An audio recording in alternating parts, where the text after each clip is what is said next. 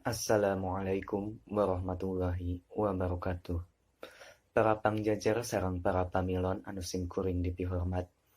Puji sinareng syukur urang panjatkeun kehadirat Allah Subhanahu wa taala anu parantos maparinan urang sadaya nikmat kesehatan dugi kadinten ayeuna. Salawat kalis salam urang panjatkeun oge ka junjungan urang sadaya Kanjeng Nabi Muhammad sallallahu alaihi wasallam. Teu hilap ka kaluargina, ka para sahabatna, mudah-mudahan urang sadaya kaasup kana umatna dugi ke akhir zaman. Amin ya robbal alamin. Tepangkeun wasta simkuring Raihan Helmi Ramdhani ngagem pancen janten panumbu catur. Teu hilap ngahaturkeun nuhun ka para pangjejer sarta pamilon anu parantos kersa hadir dina ieu sawala kanggo medar sareng ngadiskusikeun ngeunaan pangaruh PSBB kana UMKM. Kukituna supados henteu nyakolong kana waktos, hayuh urang sadaya buka ieu sawala ku bacaan basmalah. Bismillahirrahmanirrahim.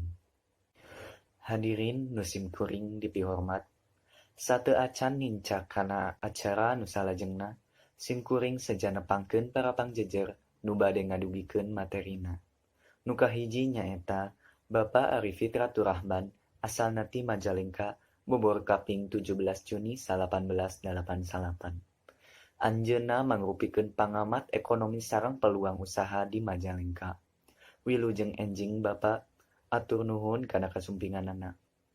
Anu kadua nyaeta Bapak Dedi Sumerhadi asalna ti Majalengka bobor kaping 6 Maret 1875. Anjeunna marupikeun pangamat peluang usaha sareng konten kreator di Majalengka. Wilujeng enjing Bapak hatur nuhun kana kasumpinganana. Para hadirin, supados urang leuwih neleman ngeunaan jejer anu bade dibahas ku urang sadaya, hayu urang regepkeun kamandang ti para pangjejer. Disumanggakeun ka Bapak Ari Fitraturrahman kanggo ngadugikeun materina.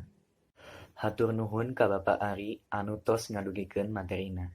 Umumna, di Indonesia kasus positif virus COVID-19 ngahontal 200.000.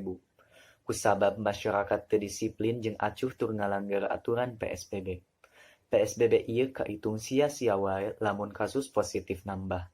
Malahan bisa maehan sektor ekonomi di loba daerah. Dina sudut pandang ekonomi, PSBB bisa ngajadikeun Indonesia resesi moneter jeung ekonomi. Soalna, pasar jeung pagawean nu aya di sektor ekonomi sejenna ditutup jeung ngakibatkeun muragna pangekonomian. Kumargi kitu, hayu urang lajengkeun wae ieu sawala.